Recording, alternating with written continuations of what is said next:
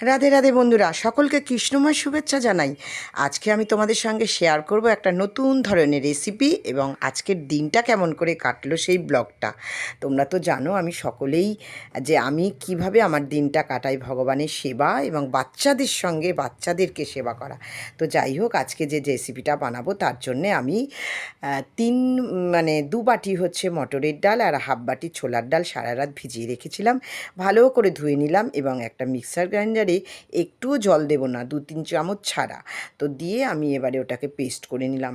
তোমরা যদি পারো তাহলে শিলনোড়াতেও বাটতে পারো, কারণ শিলনোড়াতে ভালো করে জল ছাড়া বাটা যায়, কিন্তু মিক্সার গ্রাইন্ডারে তো যায় না। সেই জন্য আমি একটু সামান্য জল দিয়েছিলাম। একেবারেই এটা শক্ত হবে, কাদা কাদা হবে না বা নরম হবে না, তাহলে পরের স্টেপগুলো করতে ভুল হয়ে যাবে। তো এবার আমি আর একটা পাত্র নিয়ে নিচ্ছি মিক্সার গ্রাইন্ডারে, তার মধ্যে আমি দিয়ে দিচ্ছি 3টে শুকনো লঙ্কা, আর দিয়ে দেব 2 চামচ জিরে এবং দিয়ে দেব কিছু আদার স্লাইস। আর এই তিনটেকে আমি একসঙ্গে পেস্ট করে একটা মশলা তৈরি করে নেব। আগেকার দিনের মা ঠাকুমারা এই দিয়েই কিন্তু রান্না করতো। এবার একটা পাত্রে আমি গরম জল বসিয়ে দিয়েছি পরের স্টেপগুলো করার জন্য।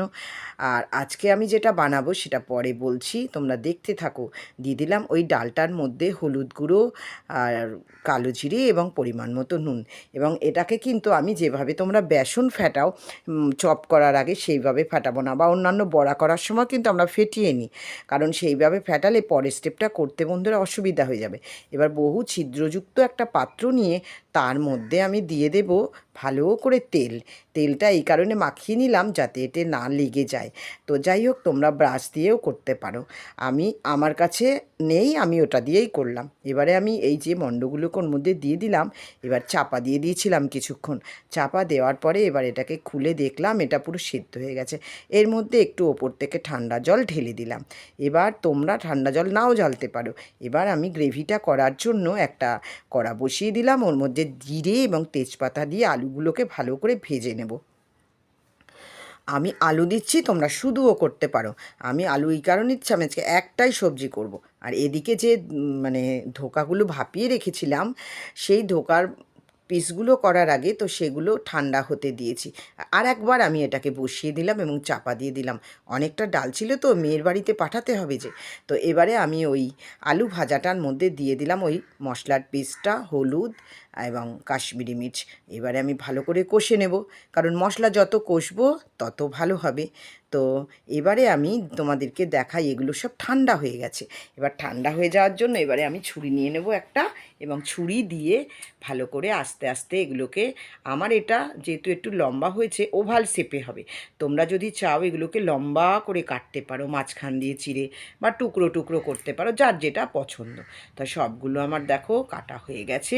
এবার দেখো কীরকম সাইজ হয়েছে, এই রকম দেখতে হয়েছে, খুব সুন্দর হয়েছে না বন্ধুরা? এইবারে আমি একটা কড়াতে, যেটা আমি মশলাটা দিয়ে আলুটা কষছিলাম, দেখো জলটা পুরো শুকিয়ে গেছে, মশলা প্রায় কষা হয়ে গেছে।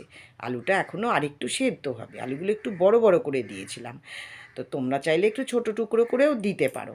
তো বানাচ্ছি আমি আজকে ভাপা ধোকা। অনেকেই কিন্তু তেল খেতে পারে না, তাদের জন্য এটা একদম আদর্শ। একটু গরম জল আমি দিয়ে দিলাম, যে যার যতটা প্রয়োজন সে ততটাই দেবে। আমার একটু বেশি রসার প্রয়োজন। এবারে দিয়ে দিলাম নুন, পরিমাণ মতন নুন দিয়ে ফুটিয়ে অনেকক্ষণ সেদ্ধ হয়ে গেছে।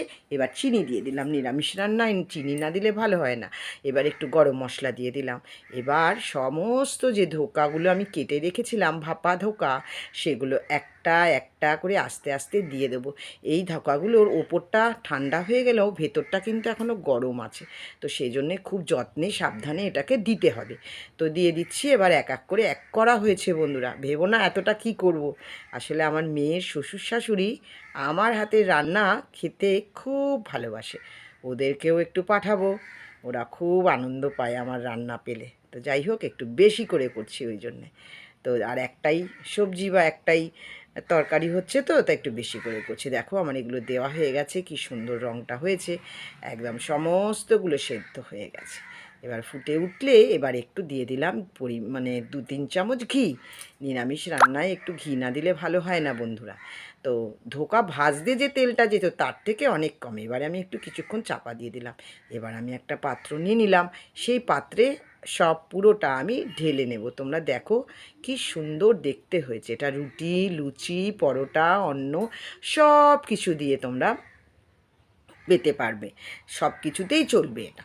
এবার ওই রসাটা ঢেলে দিলাম। রসাটা কিন্তু বেশি হবে না, একটু পরে এই ধোকাগুলো কিন্তু সবটা টেনে নেবে, বেশিটাই টেনে নেবে, একদম মাখা মাখা হয়ে যাবে। তো যাই হোক, কি সুন্দর হয়েছে দেখতে। এবার ভগবানকে নিবেদন করে দিলাম। আজকে বেশি কিছু দিতে পারিনি, দিয়েছি ভাপা ধোকা, আম, ঘি, লেবুর একটা ফালি এবং তুলসী পাতা, গঙ্গা জল আর অন্ন। তো যাই হোক, তোমরা সকলে ভোগ দর্শন করো। ভোগ প্রসাদ দর্শনে দুর্ভোগ কাটে। আর এবারে ভগবানকেও দর্শন করে নাও, আমি স্কুলে চলে যাব। আমি স্কুলে চলে এসেছি। আজকে বিশ্ব পরিবেশ দিবস এবং বাচ্চাদের সঙ্গে আমি কেন আজকে কী দিন তার বিশ্লেষণ করব এবং কিছুক্ষণ সময় লাগাবো একটা নাচ দেখাচ্ছি আমি ওরা কীভাবে চলছে।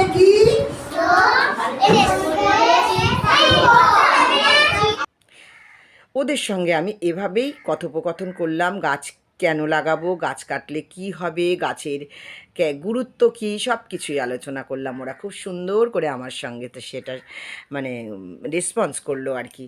তো যাই হোক, আমার ভিডিওটা তোমাদের কেমন লাগলো সকলে জানিও। শেষ পর্যন্ত তোমরা দেখো ওরা কিভাবে আমার সঙ্গে কাটাচ্ছে।